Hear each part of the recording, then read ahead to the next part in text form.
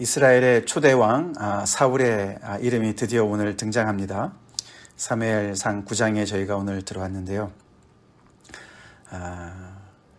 그 사울이 어떻게 이제 왕으로 이렇게 추대를 받는지 이야기가 이제 9장부터 이제 진행이 되는데, 우리 어저께 말씀 8장을 우리가 다시 한번 떠올리면은 하나님께서 이 이스라엘 백성들이 왕을 자기들한테 달라고 한 것을 기뻐하지 않으셨습니다.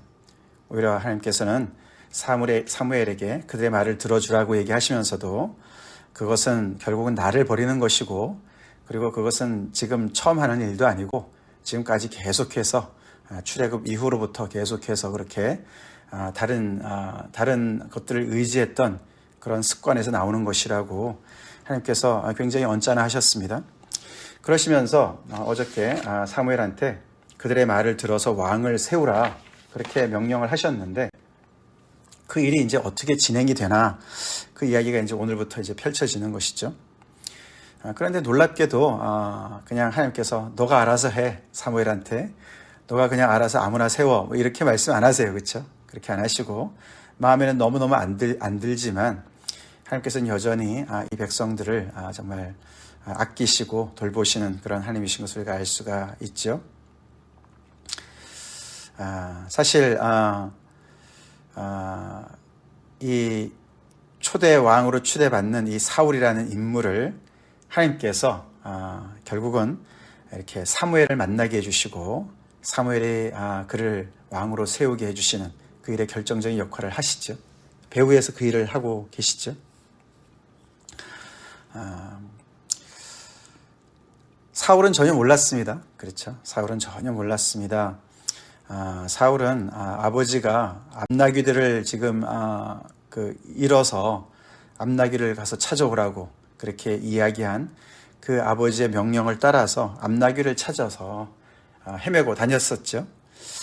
그러는 중에 정말 어찌어찌 하다가 결국 이제 사무엘을 만나러 간 것이죠. 암나귀를 찾기 위해서 결국은 이제 하나님의 사람을 찾으러 이제 가다가 결국은 사무엘을 만났는데, 우리가 내일 말씀에도 계속 나오지만 배후에서 하나님께서 결국은 사무엘을 만나게 하시는 것이죠. 미리 사무엘한테 베냐민의 지파 중에 한 사람이 너를 찾아올 것이다 라고 사무엘한테는 말씀해 놓으셨어요. 그러고는 그 사울의 발걸음을 인도하셨어요. 사울은 몰랐죠. 그의 사환도 몰랐습니다. 우리가 룻기 말씀이 생각나요. 그렇죠? 우연히 마침 그들의 발걸음을 인도하셔서 하나님의 뜻을 이루셨던 것처럼, 오늘도 하나님께서는 전혀 왕이라는 그 왕자도 마음에 담지 않고 살았던 한 사람을, 한 청년을, 여기 보니까 소년이라고 얘기를 했습니다. 그 소년을 좀 이렇게 하나님께서는 마음에 두시고 그의 모든 상황과 그의 의도와 그의 발걸음을 한 걸음 한 걸음 인도하셔서 결국에는 사무엘 앞으로 인도하신 하나님을 우리가 보게 됩니다. 우리 하나님은 그런 분이시죠? 네, 그렇습니다. 사울의 어떤 그 인생 속에 참 이렇게 일하시는 하나님을 보면은 참 신비합니다. 그렇죠? 사울은 전혀 모르는 상태에서 그냥 마음속에 암나귀를 어떻게 하면 찾을 수 있을까? 이쪽에 있을까? 저기 있을까? 계속 거기에 암나귀를 찾는 일에만 집중해 있었던 것이죠. 그리고 아직 어립니다. 그러니까 그가 아직도 보면은 이렇게 사화는 아마도 나이가 더 많은 건지 경험이 많은 건지 모르겠지만, 오늘 이렇게 이야기를 전체를 보면은 오히려 그 사울을 발길을 인도하는 것은 사환이에요. 그렇죠? 사환이 그의 발걸음을 인도합니다. 그래서 이렇게 둘이서 같이 얘기하면서 이렇게 이제 암나귀를 찾으러 가는 어떤 그 발걸음 속에서 자기들도 모르는 사이에 그렇게 사무엘이 사는 그런 고장으로 가게 되고, 그리고 또 마침 거기에 또 사무엘이 또 있고, 이렇게 해서 모든 상황들을 이렇게 맞추어서 그의 발걸음을 인도하시는 그런 하나님을 우리가 보게 됩니다. 성경에 그런 이야기들이 참 많이 나오지 않습니까? 그렇게 해서 하나님은 계속해서 하나님의 큰 계획 속에 모든 우리의 인생들을 인도하고 계시고 그렇게 하시려니까 또 다 알고 계시는 거죠. 그죠? 사울이 어떤 사람인지 또 어떤 성격인지 그리고 어떻게 하면은 이렇게 해서 그 자리까지 가게 되는지 그 모든 것을 다 아시고 조율하시는 그런 하나님의 것을 우리가 보게 됩니다. 무엇보다도 정말 하나님을 버리는 것과 같은 이렇게 왕정 제도를 요구하는 그 백성들을 버리지 아니하십니다. 이런 상황 속에서도 그들에게 정말 이렇게 호의를 베푸시고 그들을 걱정하시고 그들의 그 정말 초대 왕을 이렇게 하나님께서 선별하셔서 세워주시는 그런 하나님의 것을 우리가 보게 되죠. 그 사울이 베냐민 지파 사람이다. 그리고 그의 족보가 나옵니다. 그리고 사울의 그 특기한 어떤 그런 그 특징을 외모로 많이 표현을 하는 걸 볼 수가 있어요. 2절, 3절에 그렇죠. 그는 2절에 그는 준수한 소년이었다. 그리고 이스라엘 자손 중에 그보다 더 준수한 자가 없었다. 그렇게 얘기하고 키가 모든 백성보다 어깨 위만큼 더 컸다. 그렇게 얘기를 합니다. 다 이제 어떻게 보면 외모의 어떤 외형의 그런 특징을 얘기하는 것 같습니다. 사울이 굉장히 키가 컸던 것 같습니다. 그리고 준수했다, 핸섬했다, 잘생겼다. 근데 이제 그것이 어떤 외모도 그렇게 준수한 것도 있겠지만 그 당시의 그런 표현으로는 어떻게 보면 이제 왕의 자질, 어떤 왕의 어떤 그런 품위를 풍기는 어떤 그런 뜻이라고 합니다. 그래서 누가 보더라도 참 이렇게 외모로는 전혀 빠지지 않는 이제 그런 사람인 것이죠. 오히려 정말 굉장히 그런 아주 두드러진 그런 사람입니다. 키도 아주 훤칠하고 또 아주 외모로는 왕의 어떤 그런 위풍을 풍길 수 있는 그런 사람이었다고 이제 표현을 합니다. 사울 그러면은 우리가 이미 그의 그 말로를 알지 않습니까? 그렇죠? 그의 끝을 알아요. 그 끝이 안 좋습니다. 그렇기 때문에 우리가 그 끝을 가지고 이렇게 조금 결과론적으로 사람을 이렇게 보면은 좀 아닌 것 같아요. 그거는 제가 볼 때는 그냥 여기서는 진짜로 그냥 순수하고 준수한 청년인 거예요. 그래서 정말 모든 백성들이 이렇게 정말 나중에도 보면은 정말 왕으로 정말 흠이 없구나 이렇게 정말 여러 가지 조건을 갖춘 그런 사람인 것이죠. 하나님께서 그의 무엇을 보았는지는 모르지만 하나님께서 그를 택하신 것이죠. 그를 선택하신 거예요. 이 이스라엘의 역사의 초대 왕으로 과연 누가 세워질까 궁금한데 이 사울이 처음 이렇게 등장하면서 그의 특징을 표현을 하시고 이렇게 이제 그를 이제 이끌어 가시는 것이죠. 자, 근데 그 아들한테 이제 암나귀 정말 이렇게 집을 나간 암나귀를 찾아오라고 그 아버지가 얘기를 했고 그래서 온 사방을 헤매면서 이제 찾고 다니는 그런 얘기가 나오지 않습니까? 그러다가 그들이 이제 5절에 그들이 숲 땅에 이른 때에 그 숲이라는 그 지역이 있는데 그것은 사실 그 사무엘의 아버지의 그 조상, 사무엘의 조상 중에 한 사람이었습니다. 아버지의 아버지로부터 쭉 우리가 1장 1절에 나왔는데요. 그래서 여기가 이제 아마 그 라마를 얘기하는 것 같습니다. 그 사무엘의 고향 라마. 거기까지 이제 간 거예요. 이 사울이 평소에는 갈 일이 전혀 없는 땅까지 간 거죠. 암나귀를 찾으러 간 거예요. 그런데 너무 멀리 간 것이요. 그러니까 사울이 아무리 찾다가 안 되니까 사울한테 돌아가자. 아버지가 우리를 더 걱정하실 것 같다. 돌아가자. 그렇게 얘기를 합니다. 굉장히 어떻게 보면은 굉장히 이렇게 사려가 깊은 사람인 것 같습니다. 그렇죠? 굉장히 이렇게 아버지가 걱정할 것을 걱정하는 그런 아들인 것 같습니다. 근데 그 사환이 뭐라고 대답합니까? 근데 이 성에 하나님의 사람이 계십니다. 굉장히 존경받는 분이세요.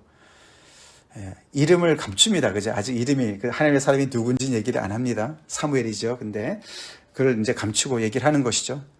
이 글을 쓰는 사람이 그렇게 쓰는 것이죠. 하나님의 사람이 있다. 그가, 알 겁니다. 분명히.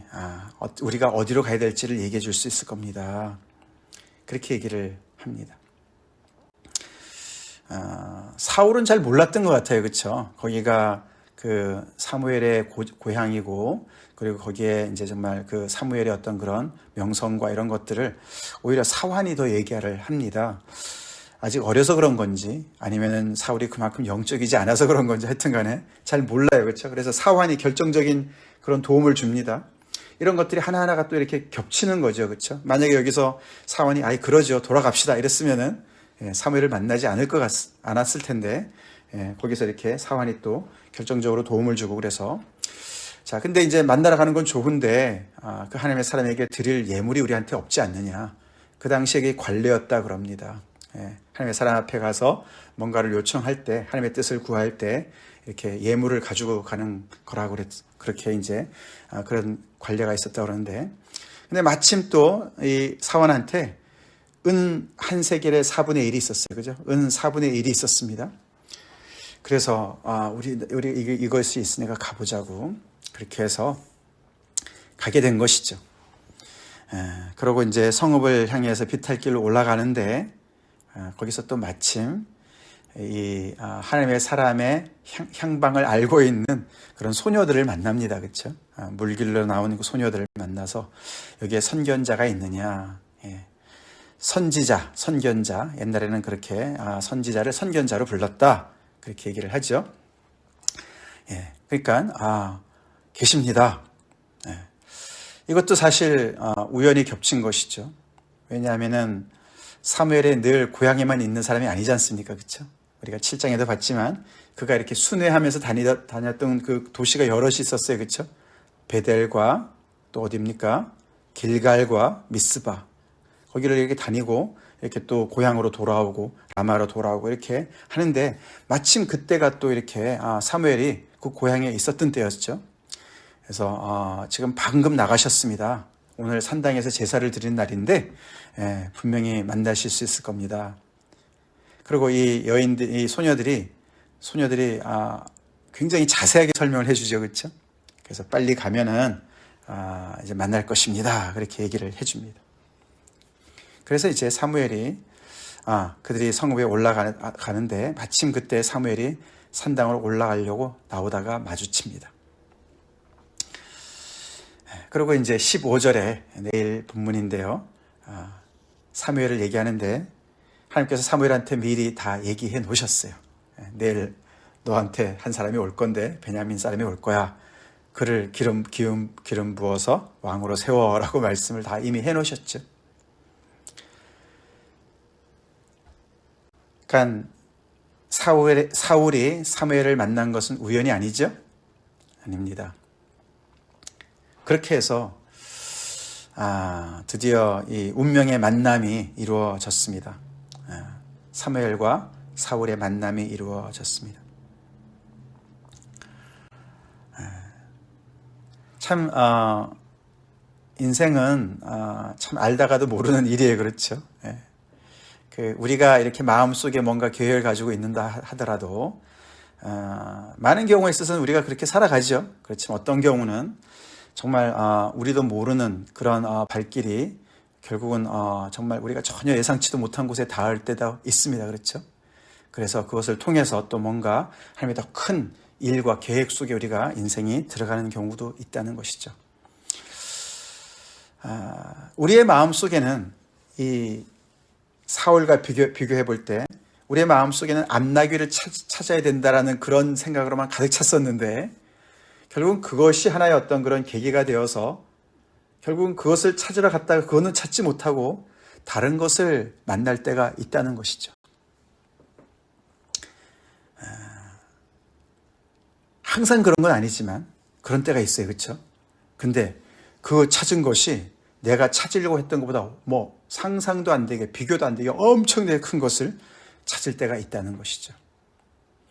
사울이 그렇지 않습니까? 사울은 암나귀를 찾으러 갔다가 결국은 기름 부음을 받는 그런 사람이 된 거예요.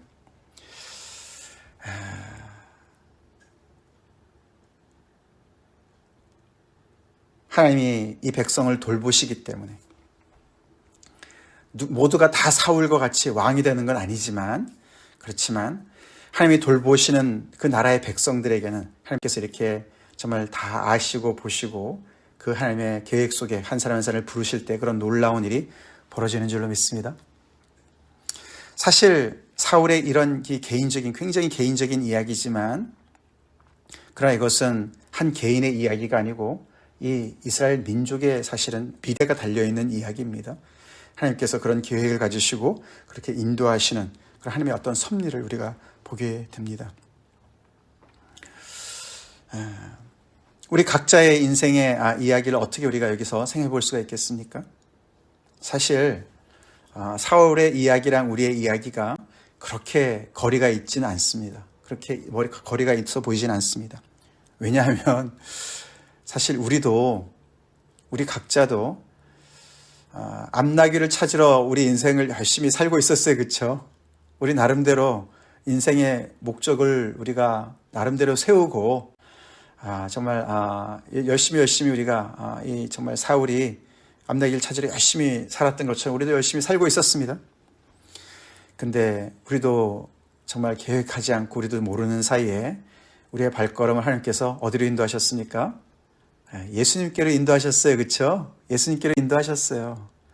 그래서 우리 마음속에는 앞나귀밖에 없었는데 앞나귀를 어떻게 찾지? 이거밖에 없었는데 하나님께서 우리를 예수님께로 인도하셔서 우리를 구원하시고 왕 같은 제사장으로 우리를 삼으셨어요. 왕 같은 제사장이에요. 제사장이면서 왕인 거예요. 우리 한 사람 한 사람이 예수님 때문에 왕 같은 제사장이 되었어요. 우리 마음속에는 왕이라는 왕자 꿈도 안 꿔봤는데 그렇지 않습니까?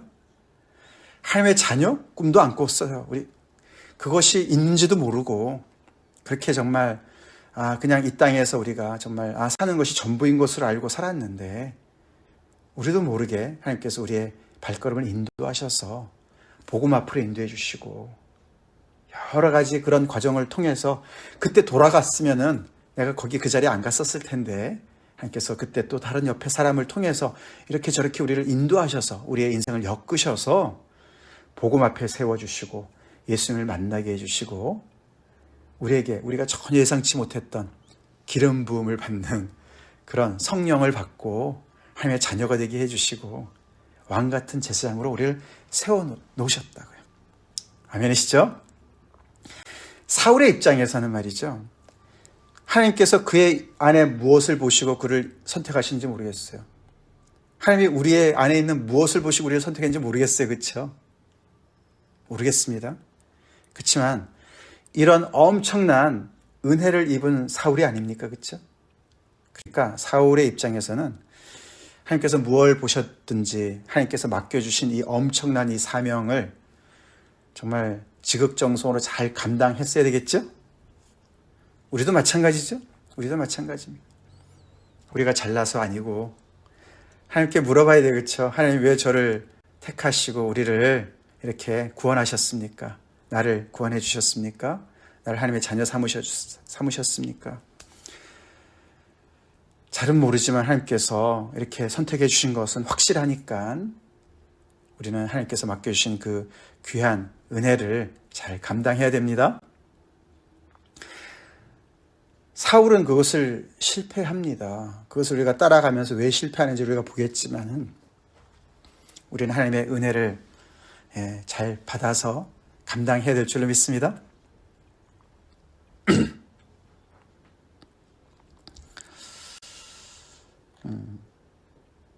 저도 이 말씀을 이렇게 묵상하면서 내 마음속에 있었던 것 이상으로 하나님께서 이렇게 정말 부어주시고 채워주신 것이 너무나 이제 많이 느껴지네요. 우리 각자가 다 그럴 것 같습니다. 그렇죠?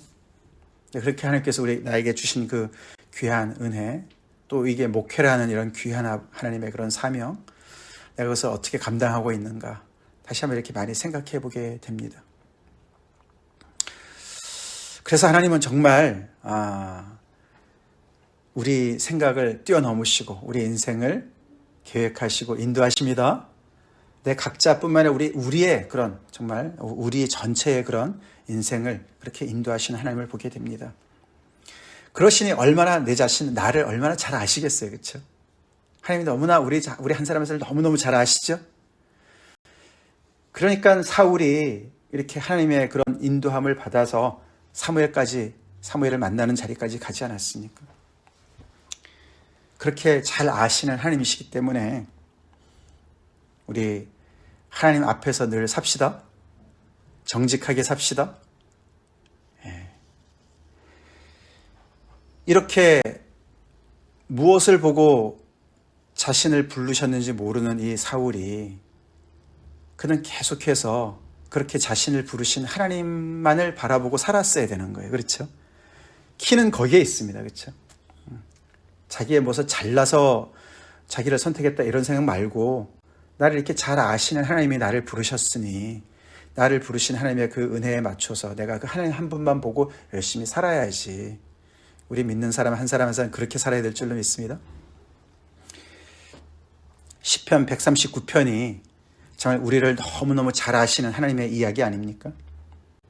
우리를 모태에서부터 우리를 만드시고 우리의 모든 것을 안고 일어섬을 다 아시는 그 하나님, 그렇죠? 그 얘기가 시편 139편인데 이렇게 끝납니다. 23절 24절이 하나님이여 나를 살피사 내 마음을 아시며 나를 시험하사 내 뜻을 아옵소서. 사울이 늘 이렇게 기도했었으면 얼마나 좋았을까. 그렇죠? 하나님, 저를 다 아시는 하나님, 저의 발걸음을 인도하셔서 이렇게 사무엘을 만나게 하시고 왕으로 세우신 하나님, 나를 살펴주세요. 내 마음을 다 아시지 않습니까? 나를 시험하셔서 내가 혹시라도 하나님의 뜻을 거스르는 것이 있다면 가르쳐 주세요. 돌이키게 해주세요. 나를 이렇게 너무너무 잘 아신 하나님께서 정말 그 하나님의 뜻대로 내가 살기를 원합니다. 그렇게 기도했으면 얼마나 좋았을까. 24절 내게 무슨 악한 행위가 있나 보시고 나를 영원한 길로 인도하소서. 그렇게 늘 하나님을 바라보면서 하나님 앞에서 하나님께서 주신 은혜를 감당하려고 애를 썼다면 얼마나 좋았을까. 결과론적인 얘기지만 그러나 우리한테는 그렇지 않습니다. 그렇죠? 우리가 오늘 이야기를 보면서 우리는 지금까지 나를 그렇게 인도하신 하나님도 보지만 또 앞으로 인도하실 하나님도 우리는 봐야 될 줄로 믿습니다. 근데 내가 내 자신을 과신하고 내가 하나님 이외에 다른 사람을 의지하고, 사울의 문제죠. 점점 그러면서 하나님께서 주신 그 은혜로 주신 것인데 그것을 내 힘으로 감당하려고 그러고 내가 지키려고 그러고, 그러다가 결국은 사울은 실패합니다. 이렇게 나를 너무너무 잘 아시는 그 하나님 아버지 앞에 내 마음을 열고, 하나님, 제가 혹시라도 하나님 앞에 잘못된 생각을 가지고 있으면 저를 가르쳐 주시고, 제 악한 생각이 있다 그러면은, 악한 행위가 있으면은 하나님 저를 꾸중해 주세요. 저를 책망해 주세요. 그래서 하나님 앞에 제가 온전히 최선을 다해 살기를 원합니다. 그런 마음을 갖고 살았다면은 그는 성공했을 거예요. 우리 그렇게 삽시다. 다 같이 기도하시겠습니다. 하나님, 감사합니다. 우리의 모든 것을 다 아시고 우리의 생각도 아시고 행위도 아시는 하나님께서 암나기 찾는 일밖에 생각하지 못했던 사울을 부르셔서 왕으로 삼으신 그 하나님의 놀라우신 은혜가 우리의 인생에도 있음을 보게 하시니 감사합니다. 하나님, 우리의 발걸음 인도하셔서 예수님을 만나게 해주시고 우리를 왕같은 제사장으로 하나님의 자녀로 삼으신 이 크신 은혜를 우리가 아버지 가볍게 여기지 않게 도와주시고, 그렇게 우리를 잘 아셔서 인도하시는 그 하나님을 늘 아버지 두렵고 떨림으로 전심으로 아버지 우리 마음이 하나님을 향할 수 있길 간절히 기도합니다. 하나님, 그 하나님을 늘 바라보면서 아버지 앞으로도 인도하실 하나님을 늘 따라가는, 순종하는 저희가 되게 하여 주시옵소서. 우리 안에 뭘 보시고 우리를 부르셨는지 우리는 잘 모르지만 하나님의 은혜 외에는 답이 없음을 저희가 알고 교만하지 않게 도와주시고 자만치 않게 도와주시고, 아버지 하나님의 그 은혜에 걸맞게 은혜에 합당하게 살아가는 오늘 하루와 우리 인생 되게 하여 주시옵소서. 예수님 이름 받들어 간절히 기도 올리옵나이다. 아멘.